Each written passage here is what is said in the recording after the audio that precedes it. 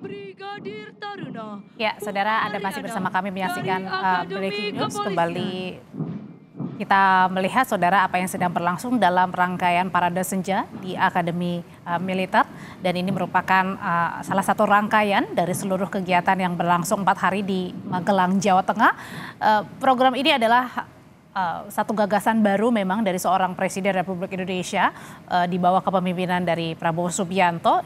Nampaknya memang ingin menciptakan sesuatu hal yang baru sebelum benar-benar bekerja begitu para menteri dan juga wakil menterinya untuk dilakukan penggemblengan selama 4 hari, menyamakan visi misinya, menyamakan persepsinya untuk sesuai dengan ikut arahan dari Presiden Prabowo. Tapi pertanyaannya, yang dilakukan selama 4 hari ini kan semua menteri, semua wakilnya fokusnya di Magelang, fokusnya mengikuti Akademi Militer. Pertanyaannya, gimana ini 4 hari mengurus negara, Mas Said?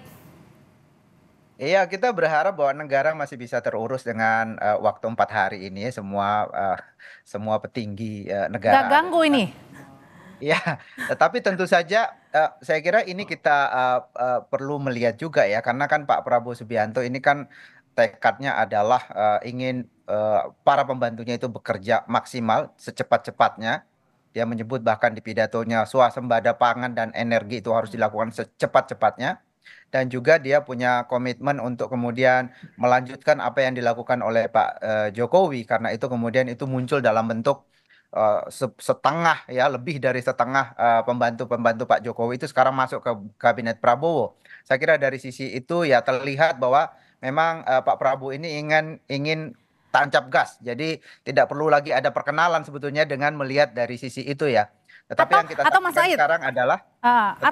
saksikan sekarang adalah justru terlalu banyak seremoni yang kemudian valid. Saya kira kalau ada yang mengkritik, apakah betul pemerintahan Pak Prabowo ini benar-benar akan hari ini dilantik langsung tancap gas. Tapi kita lihat ini terlalu banyak persiapan. Saya kira ini kritikan yang valid. Walaupun tentu saja tetap dibutuhkan satu komitmen juga dari Pak Prabowo untuk kemudian menjawab kritikan soal koordinasi antar menteri, wakil menteri, dan ketua-ketua badan yang sangat banyak itu.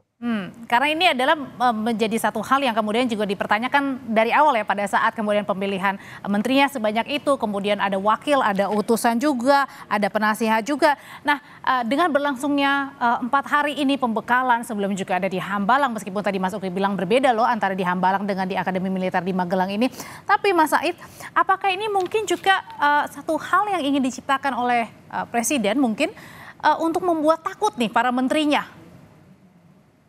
Ya mungkin saja tujuannya itu ya, salah satunya ya tentu saja kita mengapresiasi niat baik ya, niat baik dari pemerintah untuk menciptakan satu pemerintahan tadi kolaboratif yang bekerja sama dan seterusnya. Tetapi mengelola negara tidak cukup dengan niat baik, kita juga harus melihat atau memeriksa niat baik itu pada praktik di lapangan. Misalnya berkali-kali Pak Prabowo menyatakan kita harus efisien, tidak ada anggaran yang bocor dan seterusnya. Tetapi kalau kita melihat kegiatan seremonial yang terlalu lama ini, menurut saya kita juga bisa mempertanyakan itu. Apakah niat baik untuk menjaga anggaran negara, untuk kerja yang efektif dan cepat, itu benar-benar bisa kita harapkan terjadi ke depan kalau di awal pemerintahan sudah terlalu banyak seremoni ya. Kegiatan seremonial. Oke, saya tanyakan hal ini ya ke Mas Uki. Mas Uki tuh katanya Mas Said bilang ini kebanyakan seremoninya nih, harusnya kan kata Pak Prabowo bilang ingin langsung kerja begitu. Tapi ini kenapa harus dilakukan serangkaian acara lagi? Jangan-jangan nanti minggu depan atau bulan-bulan berikutnya ada lagi nih kegiatan rutin mungkin, jangan-jangan. Oh, ya. Jadi memang ya yang ditampilkan, yang kami berikan akses kepada media itu adalah acara Parade Senja, yang dimana ini acara memang seremonial ya. Akan tetapi sebenarnya ini hanya satu dari sekian banyak acara yang berada atau acara yang diplan atau yang diagendakan ya di penggemblengan dalam tanda kutip atau retreat ini gitu. Jadi tadi ya dari tadi pagi sebenarnya kawan-kawan wartawan itu sudah menginginkan untuk meliput langsung, sebenarnya seperti itu ya.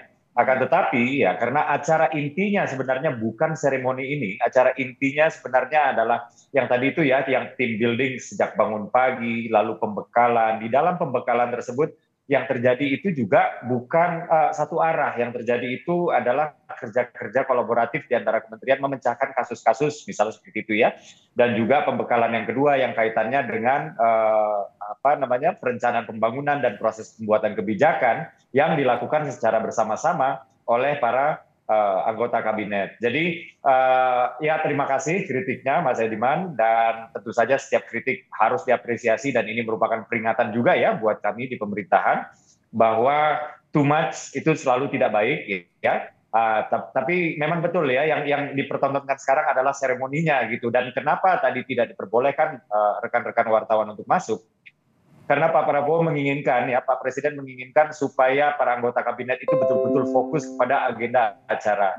Tentu saja secara psikologis akan ada perbedaan ketika mereka merasa sedang disorot media atau tidak sedang disorot media, ya. Tentu saja secara psikologis juga ada perbedaan ketika misalnya mereka disorot itu bajunya tuh kedodoran gitu. Ada yang enak dilihat, ada yang mungkin agak kebesaran, tentu saja itu berbeda. Dan kami tidak menginginkan kondisi-kondisi psikologis seperti ini terjadi ya, sehingga media tidak kami ikutkan. Sehingga ketika diikutkan di acara Parade Senja ini adalah acara seremonial gitu. Tapi acara seremonial ini hanya satu ya dari sekian banyak agenda yang terjadi pada hari ini. Kurang lebih nah, tapi acara yang berlangsung sekarang ini nanti akan ada rutin atau enggak? Karena kan bisa jadi jangan-jangan ini mengganggu nanti dari kerja-kerja yang harusnya cepet nih, Mas Uki.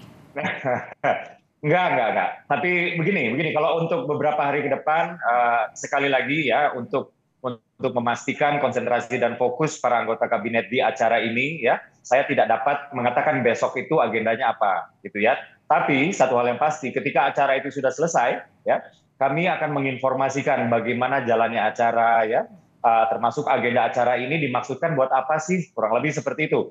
Tapi yang jelas kami ingin supaya seluruh para peserta kabinet ini benar-benar fokus, nggak mikirin yang lain-lain lagi, ya, nggak mikirin wah saya sedang disorot nih, saya harus gaya begini, wah saya sedang disorot nih, saya nggak boleh begitu, gitu. Wah saya lagi disorot nih, baju saya kedodoran, aduh gimana ya. Nah ini kan supaya mereka nggak terganggu, maka ini memang harus ditutup dulu ya, termasuk ditutup sampai dengan schedule-nya besok. Gitu.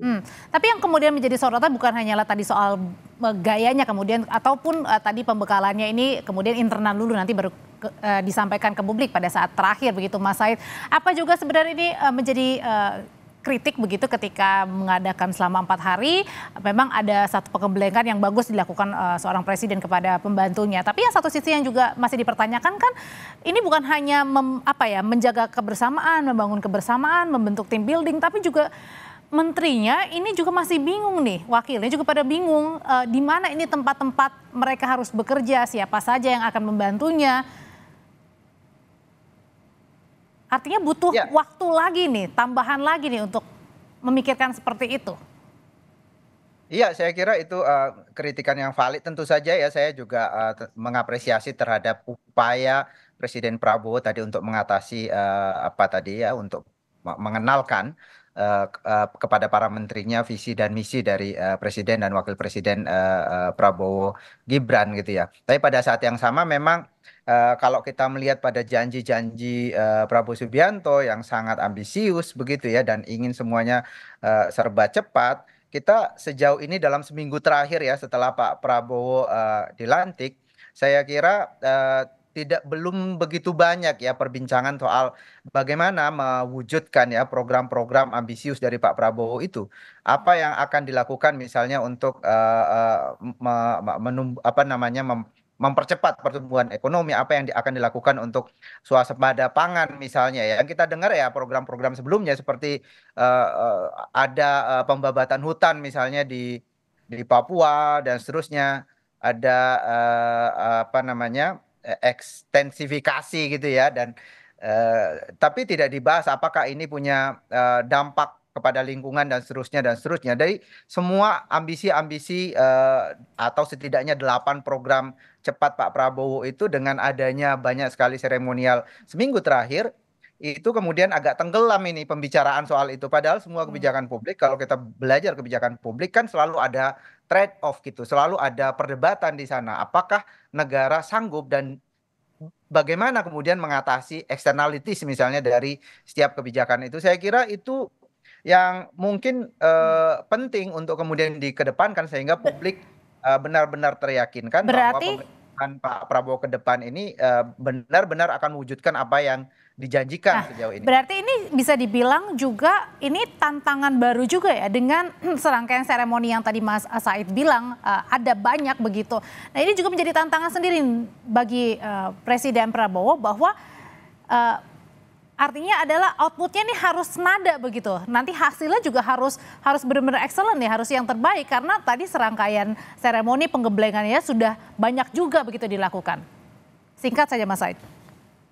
Iya, saya kira itu penting ya. Tadi kan Mas Uki menyatakan bahwa detail-detail apa yang dibicarakan di dalam pertemuan-pertemuan ini kita tidak tahu ya. Saya sih berharap bahwa ada pembicaraan yang cukup serius soal bagaimana mewujudkan apa namanya program-program prioritas atau program cepat dari Pak Prabowo Subianto ini. Sehingga nanti setelah ini kita akan melihat hasilnya dengan cepat, terutama di 100 hari pertama pemerintahan Prabowo Gibran. Mas Adiman, terima kasih untuk pandangannya. Mas Dede Uki, terima kasih juga untuk berbagi apa saja yang terjadi selama pembekalan Akmil untuk para Kabinet Merah Putih. Selamat malam, Bapak-Bapak.